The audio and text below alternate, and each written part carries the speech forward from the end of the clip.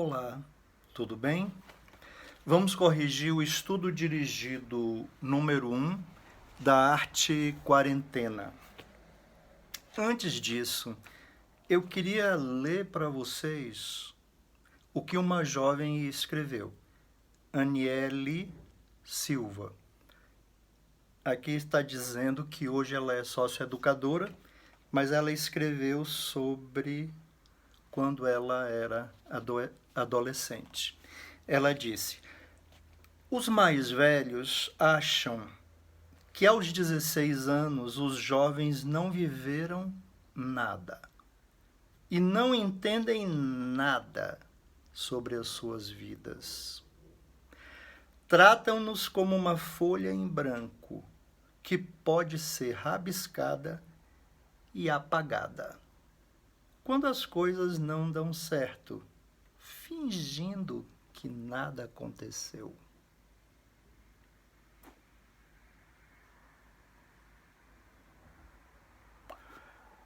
Eu sou velho.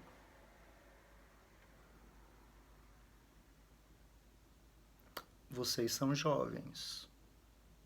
Eu nasci em meados do século passado. Essa moça não foi minha aluna, ela está falando de uma unidade federativa onde eu nunca morei. Mesmo assim, eu fiquei pensando, será que ela está falando de mim? Eu fiquei pensando, por um lado, eu acho que ela tem razão. Por outro lado, os velhos têm obrigação de alertar os jovens sobre coisas que não estão acontecendo muito de maneira que possa beneficiar esse jovem. Eu vou dar um exemplo. Quando eu tinha 11 anos de idade, a minha professora, na época chamava professora primária, ela me obrigou a ler um parágrafo e falar sobre aquele parágrafo com as minhas próprias palavras. Eu achei muito difícil, mas eu fiz. Muito difícil. O que eu noto hoje é que os meninos de 11 anos não sabem fazer isso. Os meninos de 16 anos não sabem fazer isso. Os jovens da faculdade não sabem fazer isso. E às vezes você vê pessoas alcançando cargos públicos importantes, copiando trabalhos dos outros da internet para suas teses ou seus trabalhos chamados de TCC. Baseado nisso, eu me sinto na obrigação de pedir para vocês lerem e tentarem dizer o que vocês leram com as próprias palavras. Mas isso não pode ser de uma hora para outra. Então, nesse estudo dirigido, número 1, que vocês têm em mãos, vocês são obrigados a ler uma página para poder responder uma questão. Tem pegadinha aí, pegadinha é uma coisa infame, mas as pegadinhas elas existem nos concursos públicos, por isso elas estão aí nesse estudo dirigido. Mas vamos ao que interessa. Segunda série. Primeira questão. São 10 questões. Vocês têm a indicação de 10 páginas para estudar. Produção, caiu tudo. Aliás, não tem produção aqui, sou eu sozinho. Isso aqui é um livro de 480 páginas. Eu pedi para vocês lerem 10 páginas. Uma questão. Cada questão aqui é uma frase que veio de uma dessas 10 páginas, 5 vieram idênticas, são as corretas. Outras 5, eu coloquei ali uma coisa chamada de pegadinha para ela ficar errada. Ou acrescentei uma maluquice, ou botei não. Né?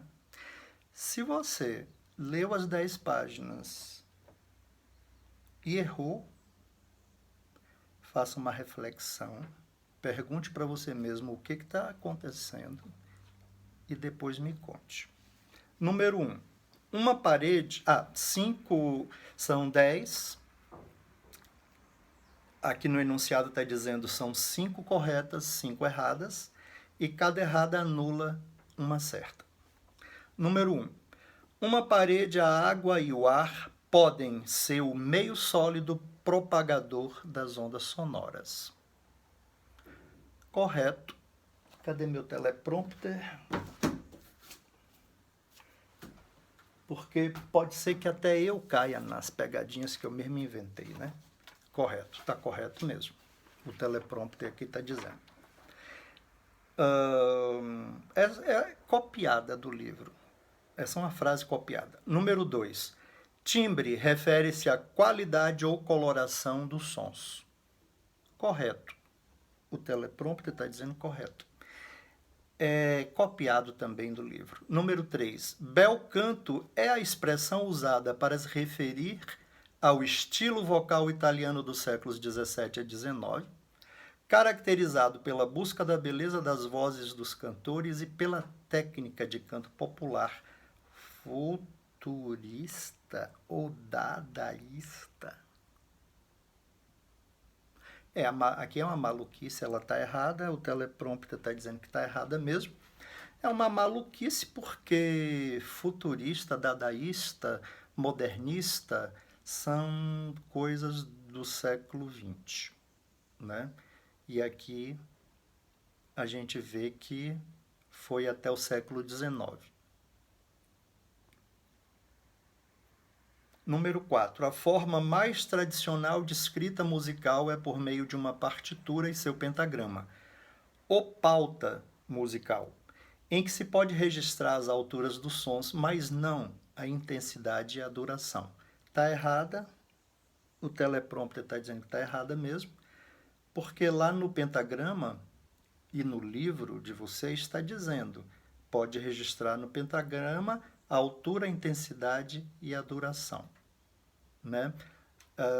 A duração é quanto tempo aquela nota tem que soar, a altura é grave e agudo, e a intensidade, que é a coisa mais difícil aqui de acreditar, porque a intensidade tem a ver com o volume, né? A intensidade também, porque no pentagrama existem anotações assim, fortíssimo, fortíssimo, fraco, que é o que tem a ver com a intensidade, mas é o mais difícil aqui de acreditar. O teleprompter está dizendo que está errada. Está errada, porque aqui no número 4 está dizendo, mas não a intensidade e a duração. Sim, a intensidade e a duração também. Número 5. Happenings engloba acontecimentos híbridos entre as artes cênicas e as artes visuais, que se esmeram na repetição do acontecimento a cada apresentação, sem alterações ou improvisos. Ela está errada, o teleprompter está dizendo que está errada mesmo. O happening, ele pode ter alteração, né? E ele pode ter improviso. Número 6. A performance art é um campo artístico de difícil definição. Beleza.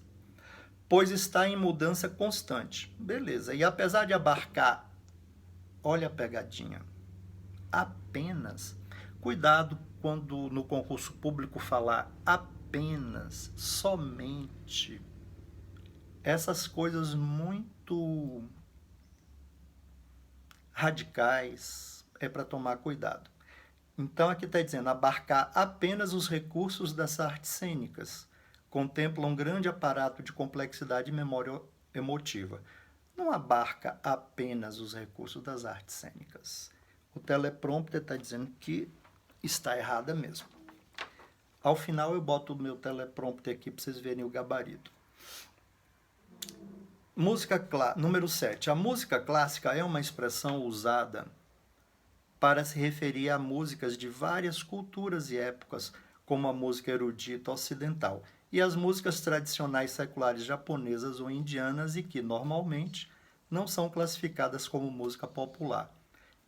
Essa frase está copiada do livro, número 7, correto. Número 8. A dança contemporânea não possui padrões fixos. Não possui. E específicos de movimento, pois mantém uma busca contínua pelas diferentes formas como os corpos se movem em suas atividades. Busca contínua pelas diferentes formas como os corpos se movem em suas atividades diárias. Faltou um S aí como os corpos, né? Isso aqui foi copiado do livro. O teleprompter está dizendo que está correto. Número 9. Frases coreográficas são as várias sequências de movimentos que compõem uma coreografia, em espetáculos seguidos de frases textuais, verbais, com voz ao vivo ou em off. Isso não é uma pegadinha. Isso é quase teatro do absurdo. Está errado, né? O teleprompter está dizendo que está errado. Então, uma coreografia não precisa de texto. Assim, não precisa alguém falar, nem off, nem ao vivo. Número 10 e última, se você pendurar garrafas com água em quantidades diferentes em cada uma delas, os sons, olha outro erro aqui, não é os sons, é os sons mais graves ou de altura mais baixa serão produzidos por aquelas mais cheias do líquido. Mais cheias do líquido, sim.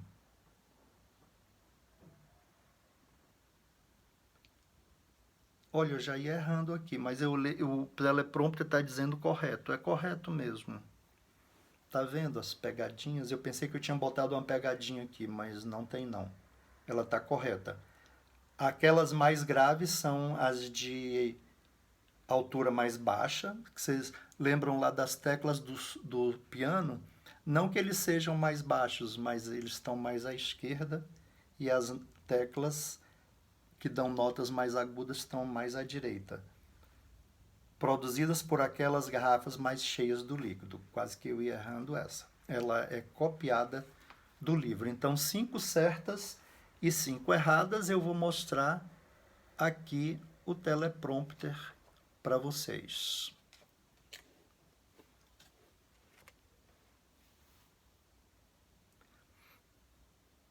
Vocês estão vendo aí que na número 2, eu quase errei quando estava fazendo o gabarito, né?